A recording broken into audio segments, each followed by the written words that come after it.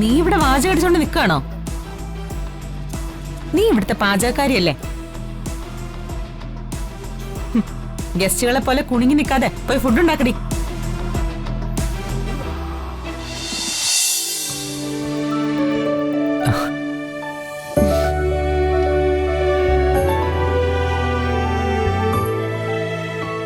എന്താ സർ? അല്ല, കല്യാണിയെ കണ്ടില്ലല്ലോ, അവളോട് പോയി.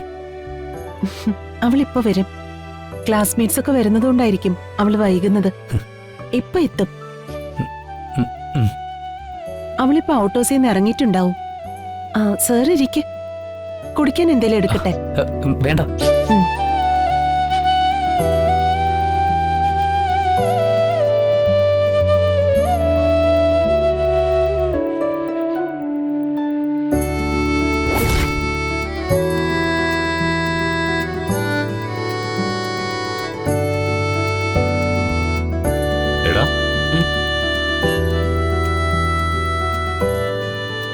നീ ഗസ്റ്റുകളുടെ ഇടയിൽ അവരുടെ കാര്യങ്ങൾ ശ്രദ്ധിച്ചുകൊണ്ട് നിൽക്കേണ്ടതല്ലേ? അവിടെ നിന്റെ ഫ്യൂച്ചർ ഫാദർലോയും ഫാമിലിയും ഒക്കെ വന്നിട്ടുണ്ട്. അതെ, ചില്ലറക്കാരല്ല, VVIP ആണ്. കേരളം ഭരിക്കുന്ന ആഭ്യന്തര വകുപ്പ് മന്ത്രി. അവരെയൊക്കെ ശ്രദ്ധിക്കേണ്ടത് നീയല്ലേ?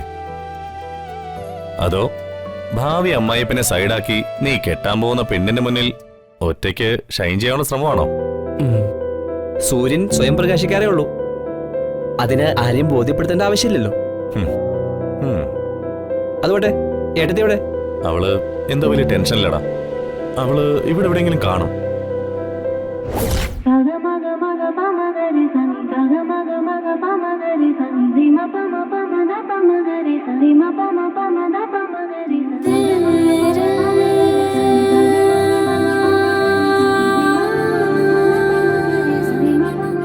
ആഹാ, ഐശ്വര്യ വന്നില്ലെങ്കിൽ എന്താ, ചിന്നു വരുന്ന കണ്ടില്ലേ?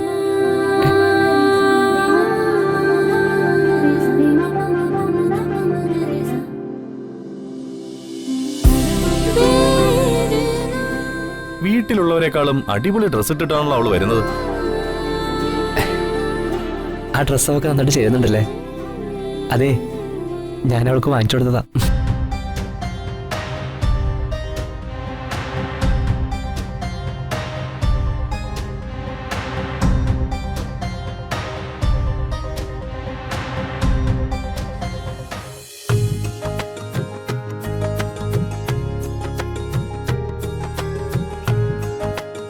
Chinnu, you look absolutely fantastic.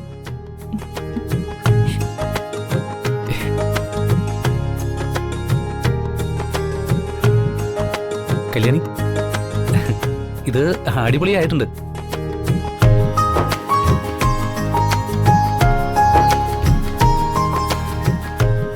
ഇങ്ങനത്തെ ഡ്രസ്സൊക്കെ ഉണ്ടായിട്ടാണോ നീ കോളേജിലേക്ക് ധാവണിയും പാവാടയൊക്കെ ഇട്ട് ശാലീന സുന്ദരിയായിട്ട് വരുന്നത്? Your look great.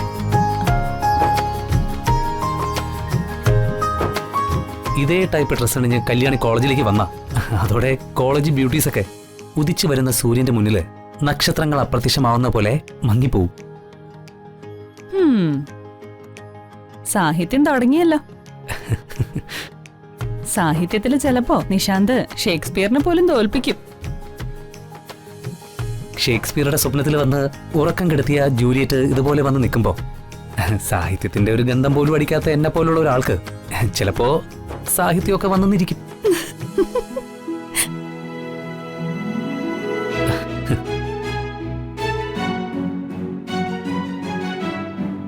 Mahi, Mahi ഇത് എവിടെയായിരുന്നു?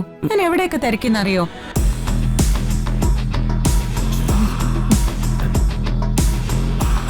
മോളെ, നമ്മുടെ കല്യാണിയെ കണ്ടില്ലേ?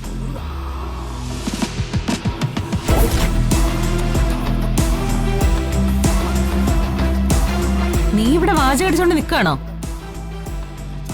നീ ഇവിടുത്തെ പാചകക്കാരിയല്ലേ? ഗസ്റ്റുകളെ പോലെ കുണിങ്ങി നിൽക്കാതെ പോയി ഫുഡ് ഉണ്ടാക്കടി.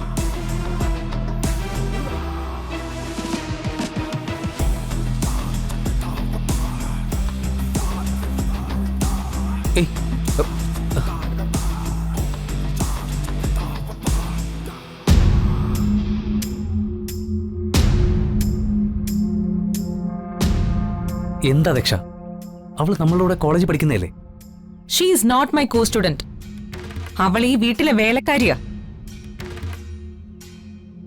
ഒരു വേലക്കാരി അവളുടെ സ്ഥാനത്ത് നിൽക്കണം. വീട്ടിലെ മുതലാളിയോട് മത്സരിക്കരുത്.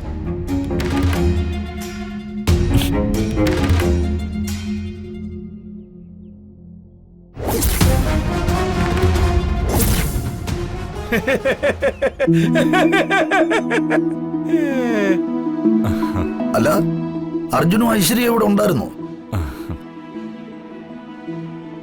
നിങ്ങളൊക്കെ വരുന്നതുകൊണ്ട് കുറച്ച് ലേറ്റ് ആയിട്ട് ഓഫീസിൽ പോയാൽ മതിയെന്ന് അമ്മ പറഞ്ഞു.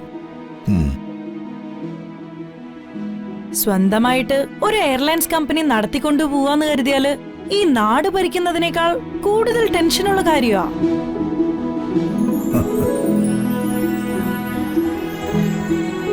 പക്ഷെ ഭരണം മാറുമ്പോ മന്ത്രി കസേര മാറുന്നത് പോലെ നമ്മള് തൊഴില് മാറേണ്ടി വരില്ല.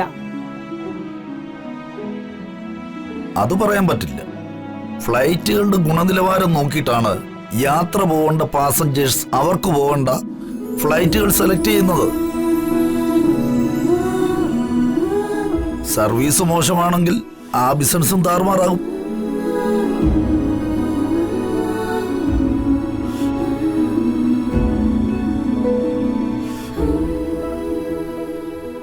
അല്ല സാറേ, ചില സമയത്തൊക്കെ ഞാനും ആലോചിക്കും, അന്ന് പഠിക്കാനൊക്കെ പോയി 70s കളിക്കുന്ന സമയത്തൊക്കെ രാഷ്ട്രീയത്തിൽ പോയാൽ മതിയായിരുന്നു. എങ്കിലേ ഇന്ന് സാറിനെ പോലെ ഏതെങ്കിലും ഒരു പദവിയിൽ എത്തിപ്പോയേനെ. ഇനിയിപ്പോ എന്തെങ്കിലും മാർഗമുണ്ടോ സാറേ? വേണമെങ്കിൽ ദയാശങ്കർ സാറ് മാറിത്തരും. അളിയൻ ആഭ്യന്തരമന്ത്രി കസേര കയറിയിരുന്നു. കളിയാക്കല്ലേ അളിയാ, പറയാൻ പറ്റത്തില്ല. നാളെ ചിലപ്പോ ഞാനും ഒരു മന്ത്രിയായെന്നൊക്കെ വരും. അതത്ര എളുപ്പമുള്ള പണിയല്ല. ഊണും ഉറക്കവും വരെ നഷ്ടപ്പെടും. ഊണും ഉറക്കം നഷ്ടപ്പെടുന്ന പണിയാണെങ്കിൽ നമുക്ക് പറ്റത്തില്ല, അല്ലേടി?